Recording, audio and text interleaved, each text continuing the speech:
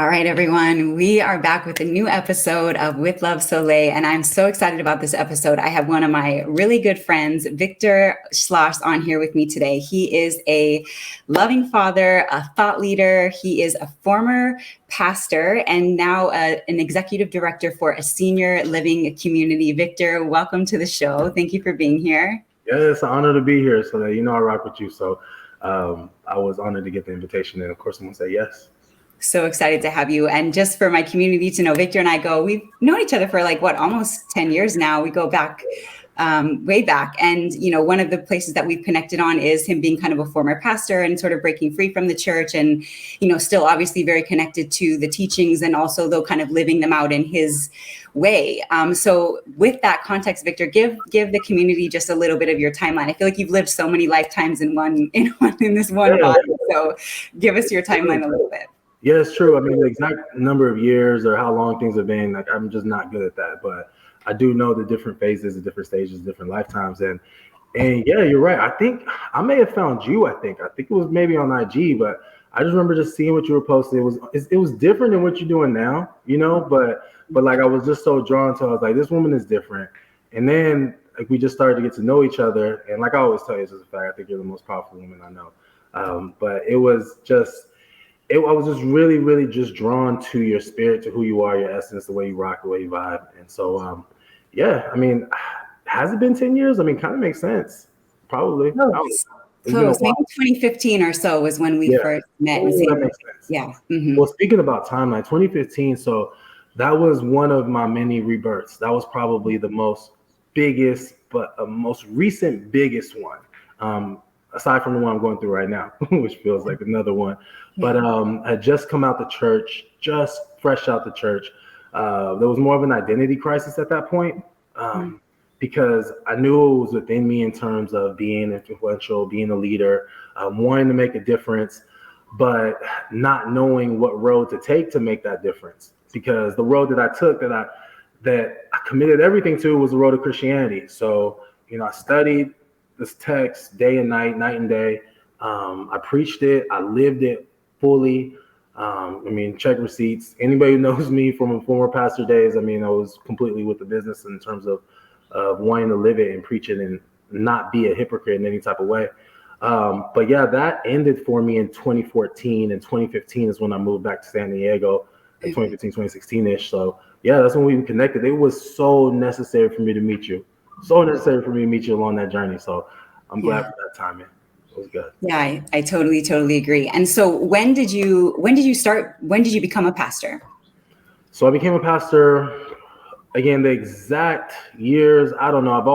From the time I was 16, I really dedicated everything to Jesus. So what that meant for me was reading the Bible every single day, digesting it so that it became part of my DNA, and then living a life that lined up with that and hoping that would be attractive enough to others that would want to be in my presence, hang out with me, spend time with me, and then teach it. So I started teaching the Bible to other people and living it and studying it when I was 15, 16 years old. When I started, I would say early college years, from even at San Diego State, I wanted to be that guy. And I was that guy that was at Kendrick Lamar concerts on the outside, talking to people about Jesus, talking to people about the right way.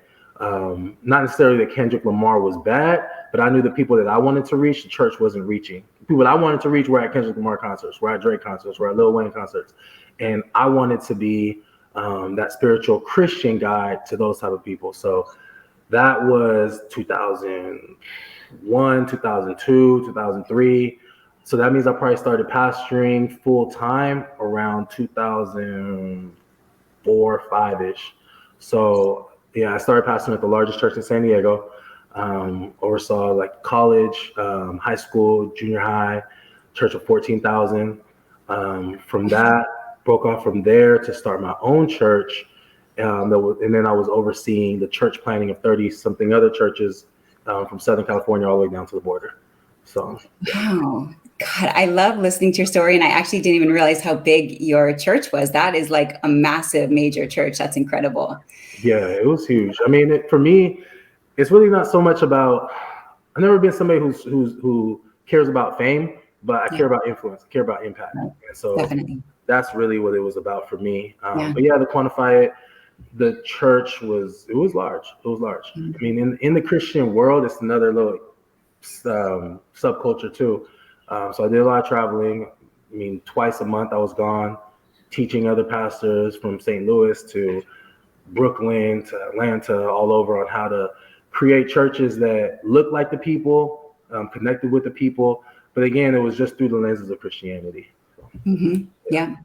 So at what point then did you even like start to let yourself even consider breaking off from the church?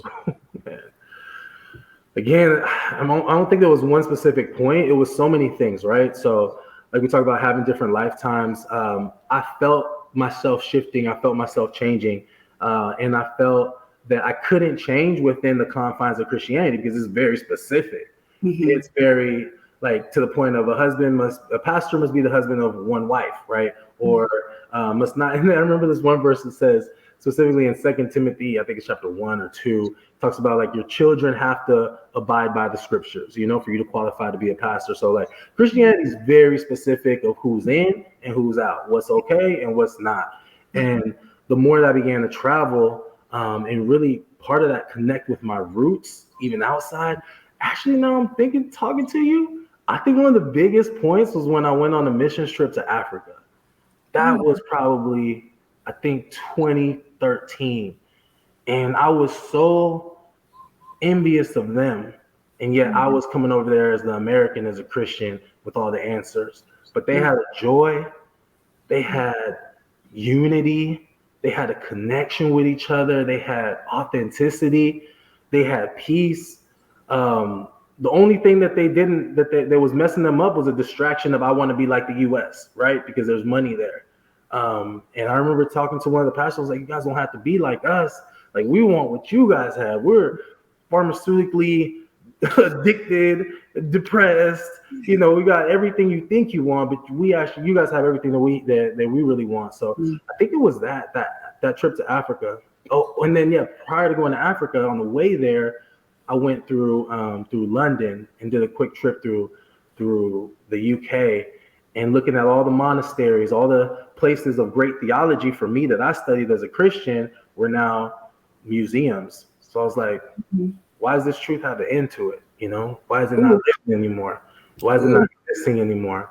And then I went from there, like I said, it was just a 3-day layover right to Africa, where I felt I saw heaven on earth in terms of the people. And so, those were big. Those were big. Yeah. Incredible. So then because at this point you have a family and you're in the church and you're leading this. And so what did it take for you to get to the place where you're like, I'm out, I'm done? Yeah, it took, I remember talking to other pastors about it, just like my internal struggles within, from just what the text says I'm supposed to preach and teach to what I feel I'm no longer authentically feeling real within me anymore.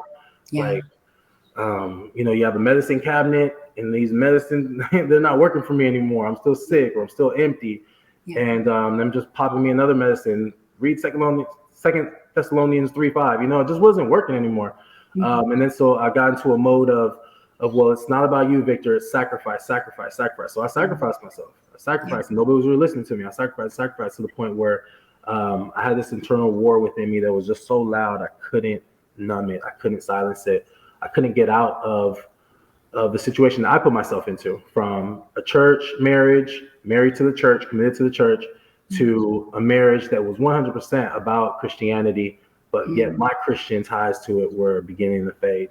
And she's a good woman too, so I don't want to hurt her. I don't want to disappoint her. I don't want to mess up my social status, financial status, because everything was contingent upon that. But it got to the point where I just couldn't take. I remember thinking this. I was like, they keep prescribing this medication to me, but they don't have to deal with the side effects. That's what I thought. I'm dealing with the side effects. Yes. But you guys are just popping more pills, just that was the analogy for me. And I was like, I'm not subscribing to this anymore. I'm not taking it anymore. So, I blew it up the only way I could. It's not the way I should. The only way I could, I thought I'd do it at that time. And I figured if I break up the marriage, then the church will fall apart. And that's what I did. I went that route. It was a very vicious, violent route. Yeah. I remember telling my ex-wife at the time, like, one day you're gonna thank me, like Mm. 3 years later, she's finally like, I'm thankful what you did. You know what I mean? I'm Wow. thankful. But yeah, it had to be that violent because I was that committed. It had to Yeah. be that It's true. aggressive. And Yeah. So is that what you consider like an awakening? That was what you consider your first awakening then, going through all of that, or? yeah, for that was an awakening for sure. It was eye opening, but it was the first taste of freedom. So Yeah. that awakening was really coupled with freedom. So having freedom to begin to explore what I was always told within the confines of Christianity, you don't do. You don't go over there. Mm. Yeah. I've always considered, not always, but since post the church, I looked at Christianity kind of like floaties or a safe way to learn how to swim, right? Totally. Until you realize you don't need the floaties anymore.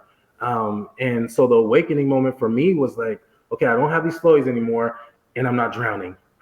Mm. Because Christianity tells you if you don't have these floaties on, you're going to die and go to hell, and you're not going to be blessed, and this and that. But yet the scriptures tell you, like Galatians chapter 5, there's no these scriptures, the fruits of the spirit, love, joy, peace, righteousness, self-control, like all of those fruits of the spirit I began to actually see in my life that I wasn't seeing before. Mm. So when I took the floaties off and started exploring those deep waters that were so scary, the more I started to experience joy, the more I started to experience really true righteousness, righteous living, right living, like it's right within my spirit. It's Yeah. right for me. And what's consequently right for me will be right for everybody attached to me. It's when I Mm. truly started experiencing love unconditionally. So yeah, there's less people out here because the crowd is where it's safe, where the floaties are, it's all safe. Yeah. But then I start to meet a Solé, out here, like, what, you out here too? What you doing out here, mermaid? And then you start to reach other people, and you're just like, well, I like it over here. It's filled with a bunch of weirdos, and I love it. Yeah. But there's freedom. And so, yeah, that awakening for sure. Yeah. I mean, and such a major moment for you because, and what I'm seeing is, I don't know if you know about tarot, but the Tower card is basically just when everything burns down, right? And it's oftentimes an awakening is simultaneous to a moment like that. You might even call it kind of a dark night of the soul, where it's like everything that is not absolutely fundamentally real in your world, in your reality, and within yourself, like completely burns to the ground. And so suddenly you're like, and that's an awakening, right? Because then suddenly it's like a rebirth. You're seeing with new eyes, you're in a new body, you're existing in a totally new reality. What you believe is different, how you feel is different, how you like everything within and around you is completely different, like, frankly, overnight. And so that was so much what happened for you. Because I mean, you had not only your family and your entire career, your whole life's work of what you thought that was at that point, not to mention your biological family, that they're heavily Christian. And so that was, I'm sure, a very, you were a big challenge to even to them to hear this news. I would imagine they weren't like thrilled to hear about this decision. So, against all odds, you followed the call within yourself that said, this is not who I really am. Yeah, absolutely. Yeah, you described it to a T. Yeah. Yeah. And so everything, and that's why I always say I root for the underdog, right? Like, because I go against the odds, and like that's my life now. Like, it's going against the odds, and thankfully I do have that name, Victor. Is that like God's gonna get me to overcome and be victorious. So now those moments, those things that seem most fearful for me are the things that I actually run towards. Like, how do I define my day now? How do I define like what I'm after?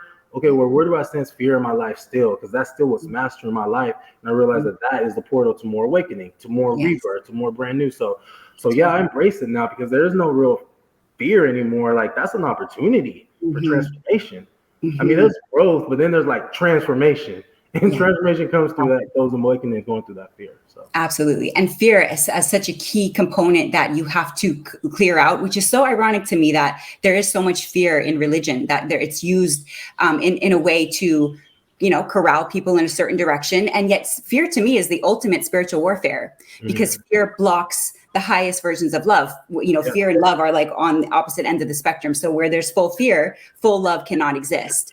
And so for that to be a core principle of religion has always just really been something that has never hit for me, because how can you talk about get closer to God, but you're putting, an umbrella over that possibility when you're saying that, but also fear God and fear getting it wrong, or fear being yourself, even like, that the math doesn't math there for me. Yeah, it doesn't. But unfortunately, with religion, it highlights and emphasizes certain things that benefit it, right? And when I mean it, it's the religion. But you looking at the Bible itself, so many of the writers in there got it right. There's some other parts where they got it, hey, that's just their personality, their understanding, the times at that point. But exactly what you said, in the book of First Peter, it says, First John chapter 4, perfect love casts out all fear. So that's one of the things that ended up taking me out into this space of like, no, I find God the more that I shed fear off, right?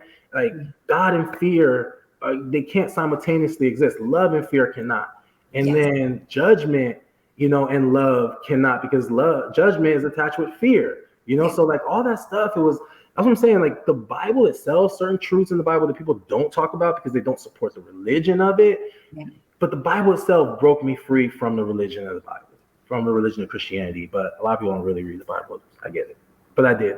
And they're taught, religion in a way teaches you how to read the Bible or how to interpret the Bible, because it's so deep and so rich that it could be interpreted in a billion different ways by any single person who reads it and rereads it. The second time you read it, it means something else, right? So it's like there's so much wisdom and depth to it but religion just paints its own kind of picture of with teaching. I mean, I'm a major also supporter of the Bible. We love Jesus, both of us. Absolutely killed it. Obviously, he did his thing. It's still a pillar and an archetype for what's possible for humans. I mean, no human has ever done what he did. That's just what it is, right? We're still talking about him to this day. I talk about him on my channel all the time because I revere and honor and respect him so much. Absolutely an ascended master. But I'm convinced that if Jesus came back today, he wouldn't be a Christian. No, I don't think he'd be a Christian. I mean, that's even the story of what happened, right? It was the religious people that killed him. Correct. So. Yes. Yeah, religion would not have accepted them. They would have cancel cultured them. You know what I'm saying? All that stuff is still happening to this day. It really is. Yeah. It really is. Thankfully, now we do have platforms, YouTube, so people like yourself, can share what you believe in, where you're at in your journey. But yeah, Jesus would have been cancel cultured without a doubt. Absolutely. Not a question about it. And what's crazier is, as you're saying, the closer you get to the teachings, the more you actualize and live out what they're talking about. The path takes you away from religion, because it's, Jesus' teaching is like, be the light of the world. Like everybody can do what I do. I'm just here to show you what's possible, but I'm a son of God, and I'm deeply connected to God. And it's so amazing how. And I don't want to rail on religion too heavy, because I also, like you, believe that it's absolutely a floaty device, and it has absolutely maintained humanity's connection to God since time, right? And so, let's give it its flowers there. Yep. But I think that the problem is that it has this rigid structure of if you don't believe like I believe, you're going to hell. Yeah. Like that to me, that is the deepest binary that exists. That is so incorrect. Frankly, as far as I'm concerned, it's just not, because then that means that every other religion is also wrong. Plus the people, everybody who does not believe like you believe is going to hell. And there's just no way to justify that in a world of massive diversity, major, even diversity in thought and belief and life experience, and how it formulates you and shapes you to become who you are and your connection to God and whatever that means. Any person's pathway is their pathway to God, because at the end of the day, you're going to meet with God when it's all said and done. Yeah. So however you get there is really, that's your jam, right? And, you can take the straight laced path and do it right, or you can just, go crazy, and you're still going to have to meet with God either way. So, to me, it's so subjective. The pathway to God is so subjective that how could we put rules and regulations on it, and that to me is the major difference between religion and spirituality. That spirituality is do you master yourself, do you to the fullest extent, whatever that means, and only you're going to know what that means, and that's going to be between you and God, and get to know God. There's no middleman, just you and God. So you can have that meeting as often as you need to and want to before you actually get there. But there's no fear about it. It's just that's why I consider self-mastery a major kind of the core component of spirituality, because it is to master your human experience so that you have lived out and radiated out God's light and God's love in the highest possible version. You can do that, but you have the vehicle and the vessel that's clear enough to even know what that means, and to feel and see God everywhere in all the places and all times. And there's no middleman to it. It's just you and the highest power of all of the universe and all that there is. And see, exactly what you're saying, though, Jesus talked about. Yeah. He really did. I mean, again, I could quote verses where people would say to Jesus, they're just like, oh, you claim to be on one with God. And Jesus is like, man, don't you read your own text? The Bible calls you all sons and daughters of God. Like, it's in there. There's a verse in Jeremiah that says, you'll find me when you seek me with your whole heart. Like you said, whether that's, if you think that you'll find and seek God through worshiping the rock, you will find and see God worshiping the rock. You know, like truly, if your heart's pure and that's your intentions, God will reveal himself through you in that rock. Now, what we do, we'll say that everybody needs to worship that rock. No, that's not the case. If you don't worship that rock, you're gonna go to hell. No, it's not the case. But it's true though. I remember going to a Catholic church when Christians told me no, Catholic is not the right way, and feeling the presence of God in the Catholic church. Yeah. You know, I remember going to in San Diego, where we're from. You know, I remember going to one of those meditation temples and feeling the presence of God thick in that place.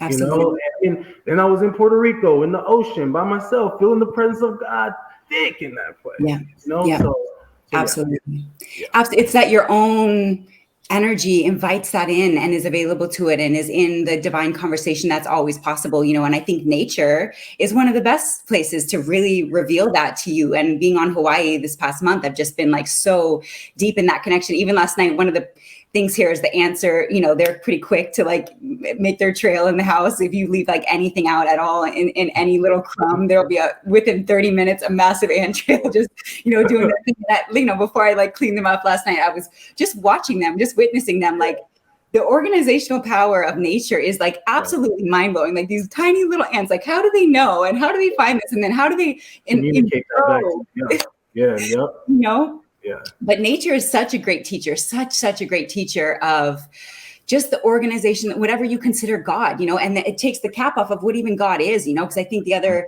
thing I struggled with in religion and growing up, because, you know, I went to church pretty regularly as a kid, and was more because I wanted to. I appreciated it. I loved being, I mean, the energy of church, you know, generally speaking, it feels amazing. And you usually just feel clear and good when you leave. And it feels like a, you know, a sacred practice. And absolutely, I have nothing against, you know, going to church. And so, you know, most of the time it was elected that I would go. And, but to me, it always sort of felt like they were like posturing God as like this man on a throne. And to me, I was like, but like I couldn't, again, like there's so much that the math does not math in religion. That's where I've myself struggled. But, you know, I just can't even imagine as a pastor and to like have dedicated, you go all in as a pastor. I mean, you're like, you don't even, I'm sure at some point you didn't even leave any room for there to ever be any other option than you're like all in on that path. Yeah, completely. And that's why it was so scary to step away from it, right? Because going all in is where life is at. That's why I went all in according to that theology. And then to be apart from that is where death is at. So it's like when I take that step, I'm like, okay, well, this is going to be hell. And I realized hell was only what I created in my mind, right? Because then I step in it and I found like, wow, it's life. There's green pastures over here. I'm safe. Why? And again, this goes back to this truth about God, the truth about scriptures, is that God never left me or forsake me. Like, that's when I knew it. When all the other religious people did, and when everything according to their religion says, if I check off this box, God will leave me. Check off this box, God will punish me. Check off this box. And all of those boxes were checked, and I'm still, God is with me. Oh, it was a wrap after that. So nobody could tell me nothing. Nothing. So yeah, like that's where one of the things I've been meditating on a lot is that my confidence fully comes from the truth that I believe that God is with me. Like, what more confidence do I need about anything and everything in life and every interaction that I have? Totally. Coming on talking with you, I ain't normally in the past, I overthink it. Like, no, God is with me. So here we go. I'm gonna meet somebody else. I'm sure at some point later on, God is with me. All right, here we go. All my confidence in the world comes from that, because I remember stepping into what I thought was gonna be my hell, where I was gonna be by myself, and like I was like, okay, so here we are now. What's next? So incredible. And, you know, just before we got on, we were talking a little bit about just the art of surrender and faith. You know, faith and surrender, I would say, kind of go hand in hand in many ways. And it is that just to trust, again, the design is so much bigger than what we can sit here and try to like figure out or even put in a book or even talk about, right? Like it's so immaculately large that we do it no justice by even talking about it. To be honest, it's so beyond language and context and thought and the very, you know, the limitations of the mind that we only use 15% of anyways. So like, you know, just to like try to do what you can with that and maintain a sort of thought pattern that facilitates your connection to the highest power of all. But more than that, just surrendering into it, let it be everywhere you look, trusting that the failures and the losses are just as divine as the peaks and, the acclaim, like any and all of it is the divine design. And so there's a surrender to timing. There's a surrender to how things happen. For you, I mean, you're leaving and your kind of tower moment, it all in all was just a surrender. It was like you just finally let go of like clinging to anything. And it was pretty seamlessly just washed completely out of your reality, because it was like, so at that point, no longer supportive of you on your evolutionary path. It had brought you that far. You had figured out, you'd mastered, the art of that world. And then, at that point, it was like, you knew internally you had no other choice but to step away. And, of course, how heavily frowned upon on that. But then on the true design, it was written, it was written the whole time. Yeah, you're right. I mean, I thought I was a person of faith, and I was a person of faith, right? But there's measures of faith. Yes. And the greatest measure of faith that I displayed was to actually abandon everything that I knew, right? Totally. And to surrender. And you're 100% right. Faith and surrender, they go hand in hand. It's part of the ingredients of faith is to surrender. And that's actually now it's when I feel most alive and feel most at peace. Mm-hmm. So that was the biggest pursuit for me after that. Like breaking away from the church was such a chaos. So one of the greatest virtues for me at that time was peace in relationships, peace within myself. And I find peace most when I'm surrendering, accepting and surrendering. It's like before we got on here talking about timing on stuff, like it's up to God. I don't know. That's all I ever know. Because there's certain things, right, that we know, like my Capricorn nature is the sense of like, I'm just gonna make it happen. Like, don't let me create something in my mind because I'm gonna make that happen. Now I'm just like, okay, I know it's gonna happen. I'm surrendering literally surrendering to when, and it'll happen when it's supposed to happen. I don't want it a second before. Absolutely. Trust me. And I think that's the dance. One of my most recent episodes is titled "Less Deciding, More Aligning." In other words, it's not really necessarily up to us to decide the whole picture. It's more of just finding the energetics that are like, this brings me most to life, and this is what I'm going to do. And I'm going to continue to follow the highest excitement. I know you and I have talked about that many times. And I know that was kind of, and you are considering PR right now as a possible place you could live in the future or soon, that it was just like, you just came totally alive. Right. And so wouldn't that be Jesus's teachings? Like find the things that bring you totally alive, which is going to just totally illuminate your being and flood other people with that, and B, just bring divinity all around, because it's as if it was waiting for you to find it, right? So we're looking more for alignment than just like 5-year planning, trying to figure things out. I have no 5-year plan and never had a 5-year plan. Sounds stressful. Right? Yeah, but we try. It's because a lot of times, capitalism has influenced everything that we do, right? Even our spirituality. So like our spiritual practices, how can I be aligned so that I can get what I want faster, right? Like, it's just capitalism. What has the biggest profits versus like, it's just like now we're infused. And the Bible talks about that. You can't serve both God and money. Like this isn't about business. Truly like alignment. And truly when you're aligned, you're so like content is a word that usually like my abundance mentality is like, no, it frowns upon. But like, man, if I'm content, like what more do I want? Like what more do I need? And I'm satisfied and I'm aligned. Like you don't really strive for more. You stop striving. Right. And what's meant to you, you do begin to just receive it. So, coming out of the church, and it was more like, okay, well, what do I believe in now? And then I started to see, even within the spiritual communities, a lot of stuff that are kind of just gimmicky. Like I said, like, do this meditation, do this, make sure that you're aligned, and boom, $1 million will be here next week. It's like, this ain't it either. Like God is your money. Money is your God, right? And you're just now doing that in a different space now. That didn't sit well with me either. So spirituality, I think for me is like the closest, at least archetype to kind of describe just the freedom of your, commitment to the highest path and the highest power and your highest self. But I totally agree with you. And I even sometimes hesitate these days to call myself spiritual. That's why I focus so much on self-mastery, because to me, if you're primary focus is self-mastery, that is your alignment with God, right? Like God is like, I designed you to be your highest version. Like now go out and figure out what that looks like and what that means. And I'm going to give you breadcrumbs every single step of the way as you go. Even when you get your butt kicked and you're at the lowest of the low, you know, you're going to find value there. There's going to be breadcrumbs for you there. There's magic and richness for you at the very bottom of the barrel. Like that's to me, like why self-mastery is like, the term I lean towards more these days. Cause I mean, any box you put yourself in with God is going to limit you some way, somehow. Cause God has no walls, no ceilings, no floor, no left and no right. Yeah. And that box will serve you until you hit that limit. Right. Right. Then, absolutely. But yeah, you're so right. I mean, connecting with God, self-mastery, and then just play your role, whatever that is. Right. Just play your role. Totally. Just go and play. That's it.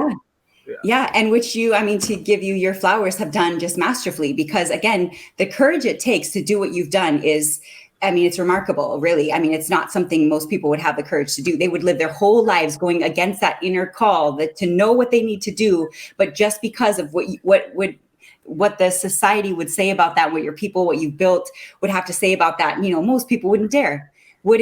And yet you just had the courage and the power and the audacity really to know that against anything anybody is going to say, and there's going to be a lot of people who have something to say about it, you're still doing it. And you're not asking for permission. You know, your call is bigger than their voices. Yeah, for sure. But again, I got to give credit to the Spirit of God in me, because like me, I was a people pleaser for so long, which is why I played that role in that way. And like, I mean, I really should have never started, because the Spirit, I knew better. I didn't really know better, but I knew better, you know, but I still went that route. But honestly, and then I knew it was going to be painful, not as painful as it actually was.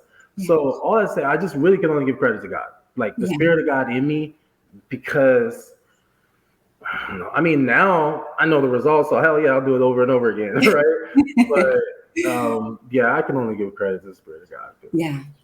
Well, I'm giving credit to you, because again, you know, we have the call, and the problem I think in religion is that it quiets the call. You know, like, people can have call left and right, or to do this or to do things a little different, or, you know, live their life a little bit outside of the box of religion. And anything that says to quiet the call of God is like major red flag, right? Like with, you know, and so, but you were like, I mean, I don't think you had a choice. It was so clearly like a part of your path. You on some level probably didn't have a choice, but you still did it. You know, you still did it, and you could have taken another 10 years and just fought it for 10 years, as most people do. They fight what they know within themselves, because it doesn't fit society's script, or it doesn't fit what their family thinks about them, or, you know, they care too much about what other people are going to think. If you cared too much about what other people were going to think, you would have never done what you did. And now, you know, you have that as your core, and you still have such a beautiful relationship to the Bible and Jesus, and even, you know, the Word of God and God, you know, itself, himself, herself.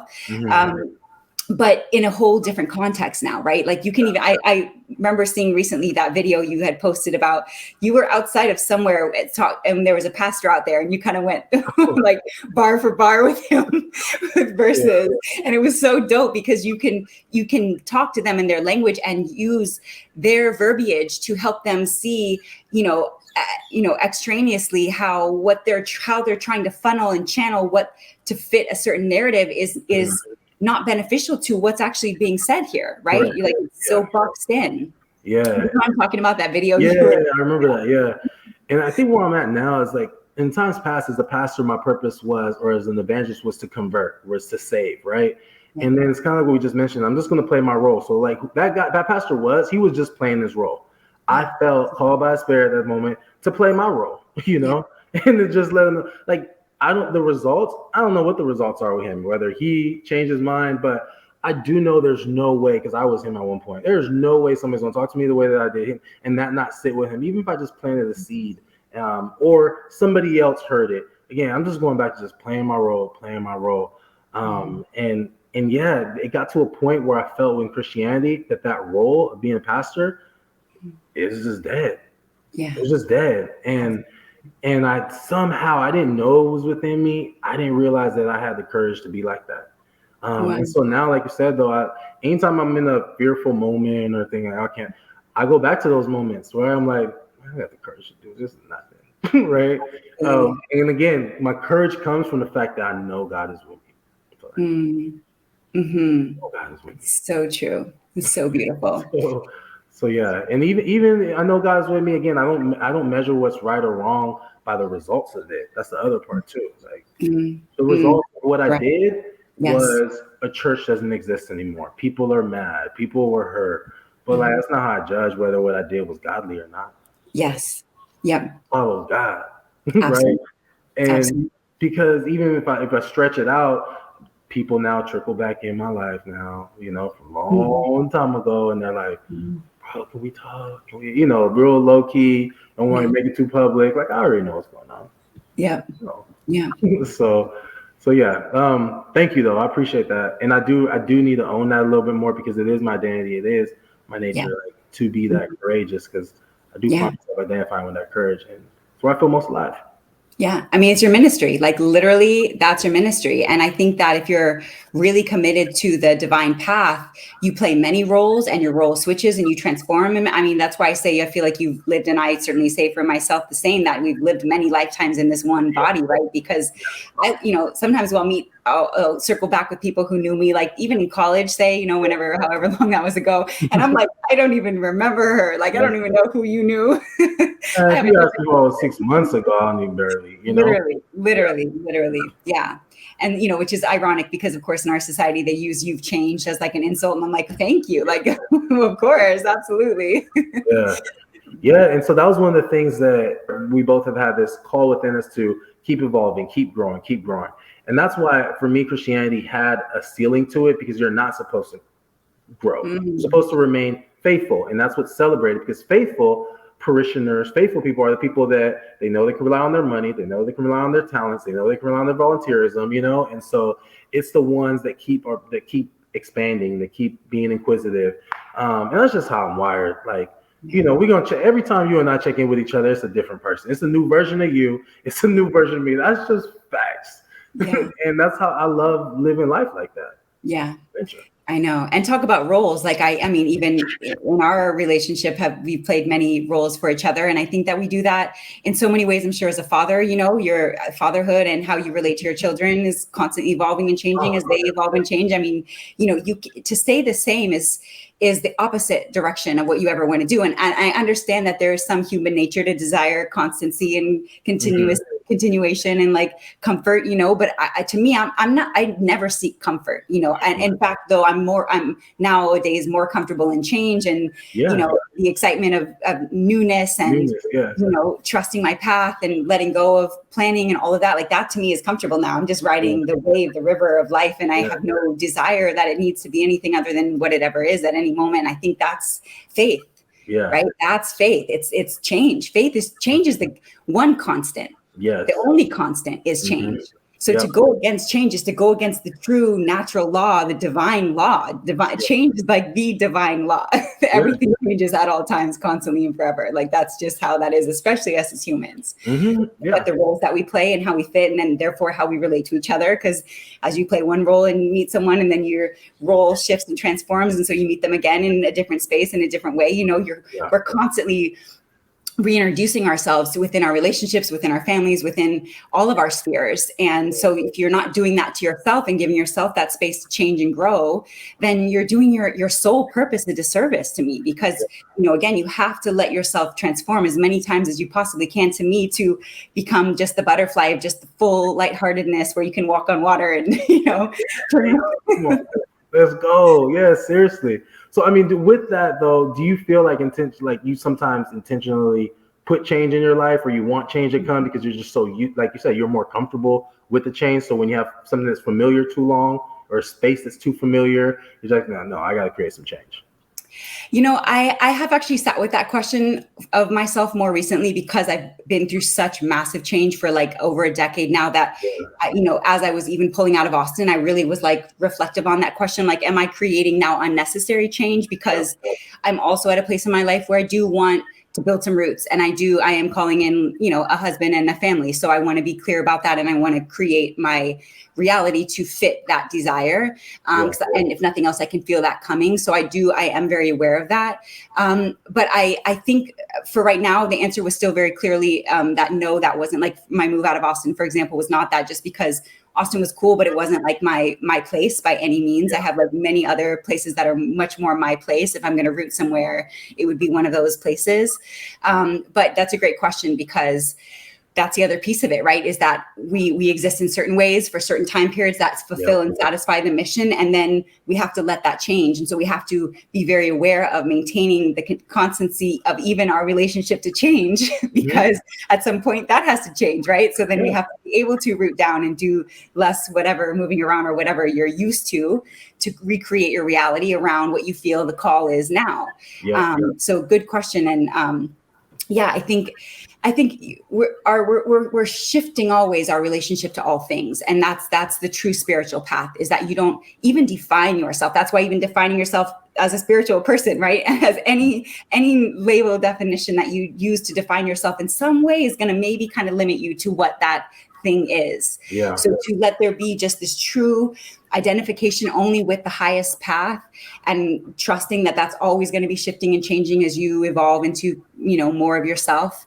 But you do need to, I think it's important to reflect on your tendencies and your habits. And so even something like, I change all the time, it's great, so I'm used to it. But then you have to look at that. Well, maybe there's some part of that, maybe you're escaping things, or, like what's true nature, which is great, because it goes back to what you were just saying about good and bad is not the outcome. It's almost more, I think you were kind of alluding to it being about the intention, right? Correct. The intention is to look at your own, to go into anything with the just pure intention and clear intention of like, I'm doing this because I can feel the call. It feels like it's my highest excitement.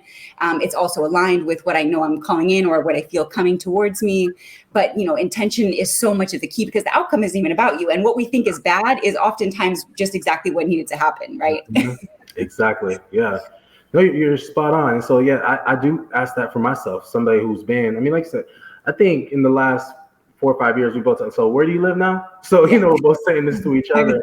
But also too, sensing that I do, like my future self is talking to me. All right, so there's going to come a space real soon where you're going to plant some seeds for probably and root yourself for probably like 10 to 12 years. I know that's coming, but, and so now it's like that courage that it took for me to have to make changes. Now I got to have courage to plant myself, right? And to be willing to shift and because I'm not going to miss out on what's meant for me. Right. But I can prepare myself and best align myself, right. To receive the fullness of it and to be fully present. Right. And so that's where I'm constantly checking myself too. I was just like, okay, well, I might need some courage to really be stable and to listen and be acute and learn and listen, like, okay, this is where I'm supposed to be now. And it's different because it's I know the nomadic thing is almost coming to an end for me, right? It's just winding down a little bit. And so there's more change, but that's change too. So I'm excited about that. So true. That's the thing. And that's why to hold, to cling to anything or to hold to anything or to expect anything of yourself is really just, again, it just gets in the way of anything ever. Just, what's for you will always remain, whether you cling to it or not. Right. And that's why I actually made a post recently talking about, you'll know it's yours when you let go and it remains. And a lot of people took that as like letting go, like, being like closing it out. And to me, I just literally meant just like, let go, just don't hold on, because it takes so much extra energy and stress to hold on and cling to things, even identities, even labels, even the ways that we see ourselves, even belief systems. It takes so much more energy to hold and cling to things when they're like trying to, release from our grip. And we're just, just because it's so what we're used to, right? We're so afraid of change, of newness, of what is it? What am I going to be without this? More of yourself. That's always the answer. That's what's so crazy. Yeah. So that's one of the meditations I've been sitting on recently, is to live life passionate with no attachments, and so really being present, pursuing what I know is meant for me, passionately, but also not attached to the results, not attached to the timing, not attached to who's going to be a part of it and who's not, so it's freeing. And it's faith. That's the faith walk though. This is a life of faith. Totally. This is a life of faith. Yeah.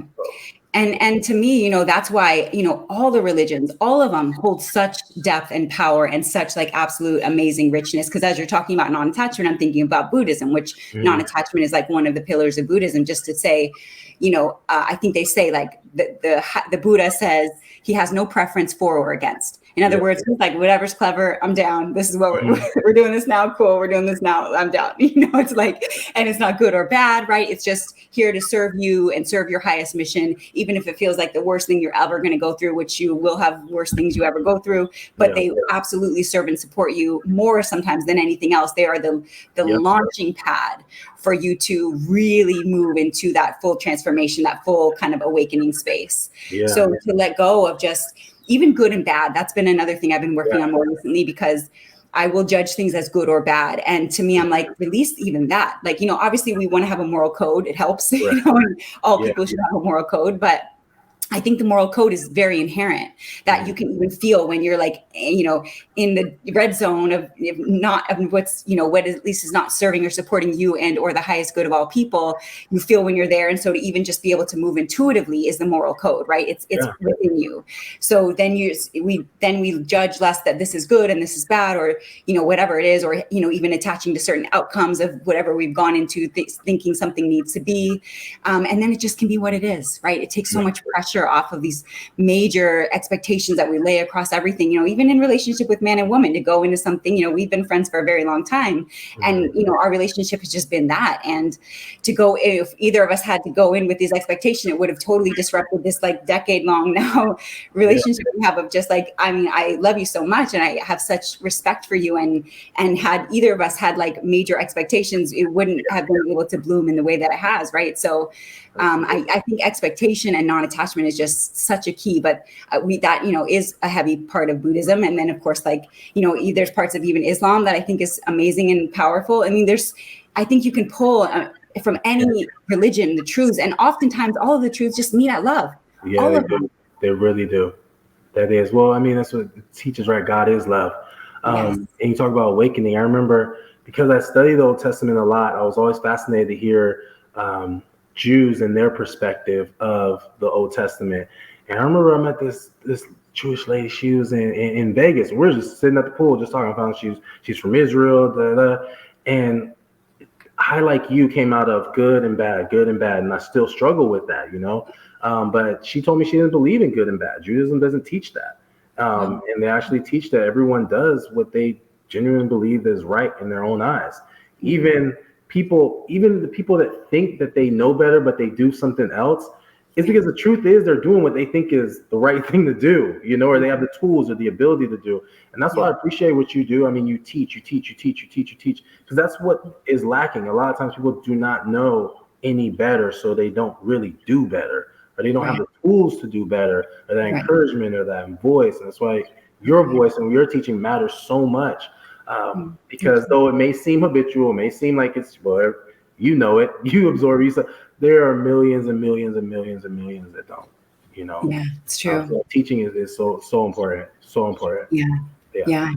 I mean, in the same light, you always know I'm encouraging you out to, just share your message, your word, your ministry now, because I think it's so important. And, there are a lot of people who come to me too, who, I've heard people call themselves recovering Christians, because unfortunately for some, it's actually quite a traumatizing experience. And, that's also subjective. And many people, maybe even most, don't have a traumatic experience with religion, but many do, unfortunately. And so, it is kind of hush when people feel like they're like abandoning their faith system, and they come to me and I'm just like, dude, I'm only ever going to just tell you to do you, at the end of the day, and figure out what that means and what that feels like more than anything else, because you is a feeling, an ever changing and ever evolving feeling and experience of the self, where you just, again, it's best probably described as highest excitement, when you can just live out, whenever we connect, we're both on a very high vibe. And I think that's both of our kind of baseline frequency, generally speaking, because we've created that inner space where heaven is now. It's right here. We both live in heaven, baby. It's already happening.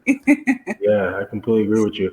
And then the opposite is true for so many, like living in hell, it's not a futuristic thing. And so if there is a passion of mine when it comes to freeing people, it is from those realities that create hell for them, right?